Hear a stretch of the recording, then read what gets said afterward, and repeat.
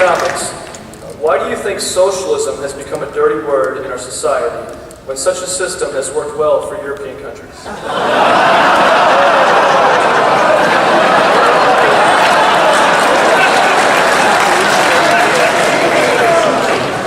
Okay, identify yourself in the audience. There's a lot of people that want to talk to you. Socialism It is such an awesome question because you look at the living laboratory of the last 100 years. And America, Ron is right. We have not been a true free market economy. I wish we would have been.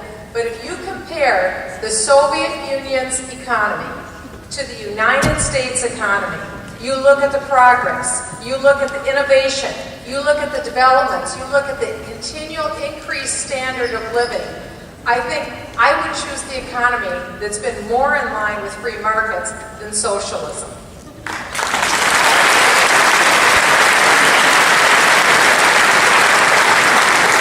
I just want to add one thing, because obviously freedom is more productive and we have a great more prosperity in socialism. The 20th century was more or less the failure of socialism. The 21st century so far right now is going to show the failure of interventionism and Keynesianism. But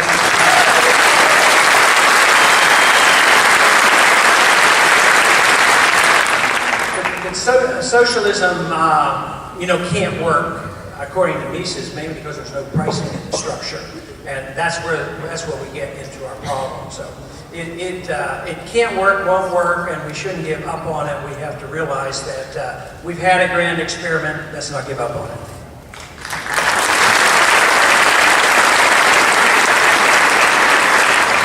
Since I guess we agree that socialism doesn't work, why is a true free market solution the best alternative for healthcare?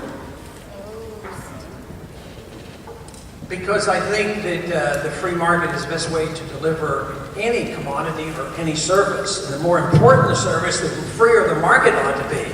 But if you compare, what do you think it would have been like if we'd have turned it over to the Department of Homeland Security to make sure that everybody in this country had a cell phone? And they would have gone out and they had to pick one person to produce the cell phones and distribute the cell phone, and it cost us $500 a piece. And only half the people would have had them. No, the distribution, everything is better. It's just a shame that we give up on services, and this whole idea, and the basic flaw in the medical care delivery system is that we have accepted the argument that you have a right to medical care, but you don't have a right to somebody else's life. You don't have a right to somebody else's money.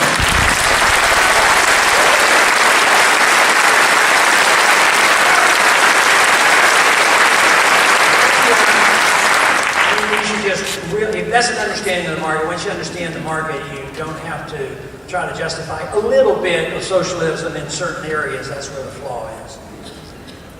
Education!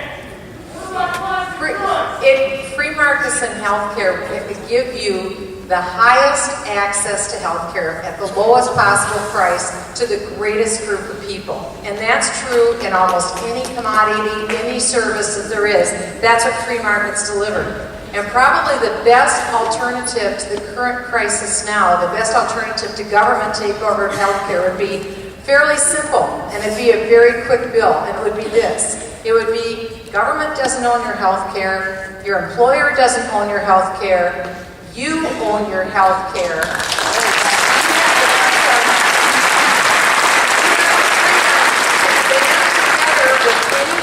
To band together, maybe like a credit union, people in your area, maybe all farmers or all realtors. So you own your health care, you band together with anyone you want. You have the right to buy any level of coverage you want from anyone you want, anywhere you want.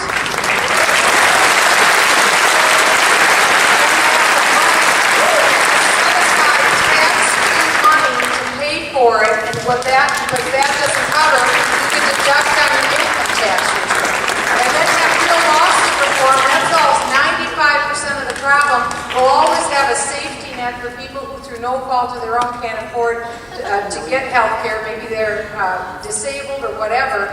But 95% of our problems could be solved, and we're not looking at $1 trillion deficits. Why not try that option first.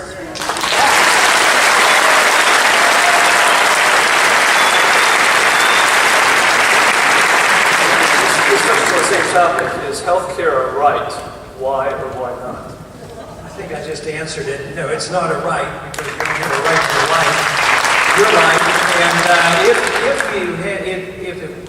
if you had a right to medical care, it would mean you have a right to take it away from somebody else, and you don't have a right to somebody else's life. So whether it's, no matter what it is, the government has no authority to give you stuff. It can be boiled down to what Bastiat writes in the law. And I think it's such a simple, clear answer. Bastiat in the law says that if you can't go to your neighbor and take what you want or do anything as an individual, neither can the government do that.